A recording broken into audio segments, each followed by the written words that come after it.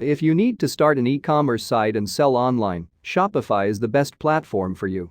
In fact, at the moment, there are over 500,000 active stores running on Shopify, and they've collectively driven more than 40 billion worth of sales. But how Shopify works?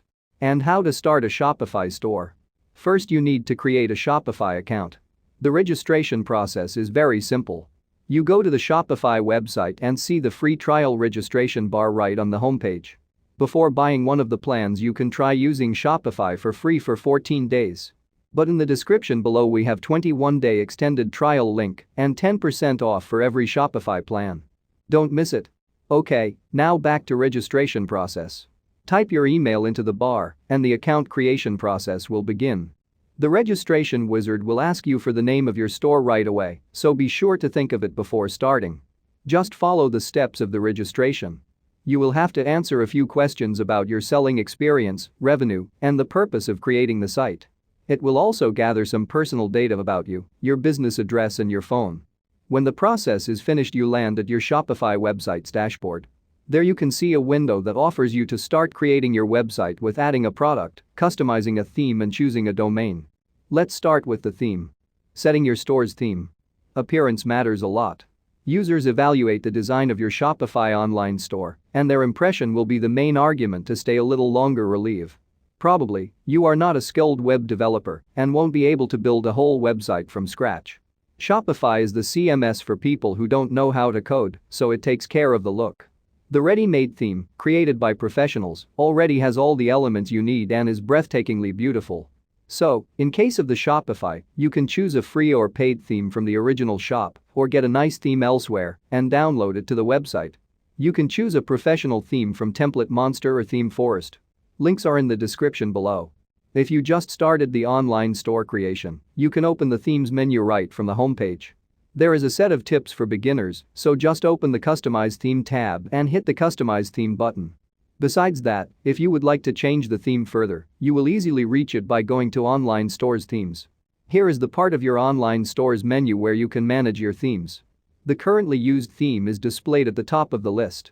To fill the theme library, you can either take a look at free themes or go to the theme store and buy the one you like the most. If you decide to take a look at free themes, there will be 8 variants to choose from. That's not much but could be quite enough to start with. I will experiment with Nova Free Shopify theme. Installation is as easy as a piece of cake. You just click the theme you liked and then hit the Add to Theme Library button. If you already found and downloaded the theme of your dream, you can freely use it. Click the Upload Theme button, choose the file from your PC and upload it. Pay attention to the file format as you need it to be a .zip folder. When the theme is installed, you will see a green notification at the top of the page. All added themes will be displayed in the list of theme library. Every line of the list has an Actions drop-down menu that allows you to preview, publish, rename, duplicate every theme, as well as download the theme file, edit the code of the theme, and remove it from the list. There is also the Customize button, and it is obvious from the title that it will take you to the customization panel. Shopify Theme Customization. The person who created the theme made it look attractive. However, you still need to do some customization to make your Shopify online store unique. You can do it in the customization mode by changing the color scheme, inserting your original content and doing other design changes. Let's take a brief look at what could you do in the Theme Setting tab of the customization menu. The color scheme of the theme you are currently using is set here. The sets of colors are conveniently separated according to the place you use them: general, header, text and footer. The colors must be specified in hexadecimal format, for example, number OG, but it is also possible to select a color from a palette provided. The colors picked from the palette are easy to apply on other parts of the page, just copy the hex code. In this sub-menu, you can define the fonts that will be used on all the pages of your online store. You can choose the typography for headers, main menu items, buttons, and all the other texts. The number of available options is huge. If you didn't find the one you like, just click the Load More button. You can also change the size of the letters.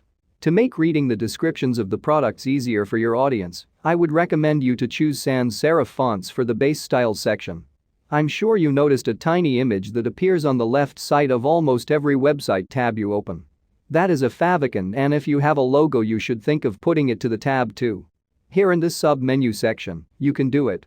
You need a 32x32px image. There are lots of online favicon generators on the internet that could transform your logo into a favicon. Shopify offers you 3 types of carts that you can set in this tab: page, drawer and modal. If you choose page, the user's shopping cart will open in a separate page. Drawer option will make the cart open on the top of the page after the main content slides down.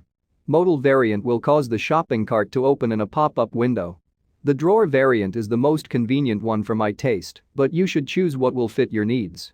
If you are only beginning to create your business, you won't be able to fill this tab, which helps you to add social media sharing links to the website. They will lead the user to the appropriate social media and automatically help them to share your page with their timeline. Here you can also choose what picture will be shown in the post the users share. And at the bottom of the menu, there are a few settings of social media sharing buttons. There's only a single setting here. You can decide whether to show cents as a superscript or not. There's also a notification that says you won't be able to affect price with these settings if you are using a currency selector. When the user decides what they want to buy from your store and chooses to pay for it, they will see a checkout window. In this tab, you define what exactly they will see. You can change the backgrounds of banners, logo images, backgrounds for order summary, colors and typography of the buttons. How to delete the Shopify online store. Oh, crap. You opened the store some time ago and now you don't want it anymore. Such things happen sometimes, and you need to know what to do to get rid of your shop. That's not really a problem and won't take much time.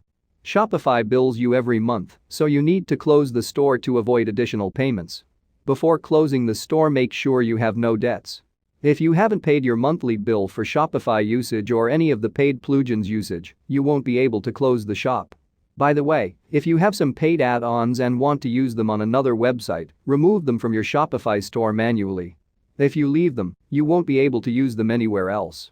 So, if you do all the preparations, go to the dashboard and click the Settings tab at the bottom of the left side menu. You will see a list of settings available for you as an administrator of the website.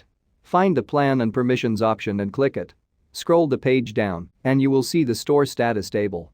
Here you can hire a Shopify specialist who will help you to deal with any issues you have with your shop, pause the store or close it.